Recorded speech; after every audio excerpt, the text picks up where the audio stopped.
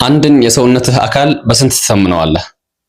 አስባችሁ ታውቃላችሁ? አብዛኞቻችን ቀንና ማታ የምንለፋለት ከሆነልኝ እያልን የምንመኘው የወደፊቱ ትልቁ ዓላማችን አሁን እጃችን ላይ ካሉን በነፃ ከተሰጡን ጸጋዎች ጋር ሲነጻጸር እጅግ አነስተኛ መሆኑ ሰዋዊ ተፈጥሮ ሆኖብን ያሌለን ነገር ላይ እናተኩራለን።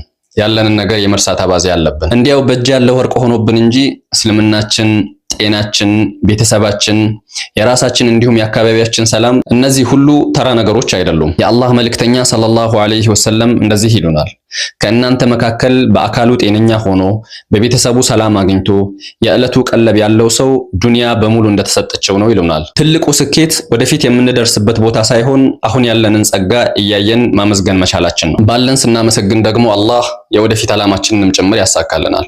ምክንያቱም አላህ ሱብሓነሁ ወተዓላ ለኢን ሸከርቱም ለአዚደነኩም ብታመሰግኑኝም በእርግጥም እጨምርላችኋለሁ ብሎናልና ማለት ነው። የሚገርመው ደግሞ የእነዚህን ውድ ጸጋዎች ዋጋ የምናውቀው ስናጣቸው መሆኑ ነው። ይህ ማለት አናለም ጠንክረን አንስራ ያለን ነገር ብቻ በቂ ነው ማለት አይደለም። ለወደፊቱ ጠንክረን እየሰራን አሁን ያሉንን ጸጋዎች ዕውቅና መስጠትና ማመስገን አለብን ነው። ነገን ለማሳካት የምናደርገው ጥረት ዛሬን እንዳያስረሳን ለማለት ነው። ወሰላሙ አለይኩም ወራህመቱላሂ ወበረካቱ።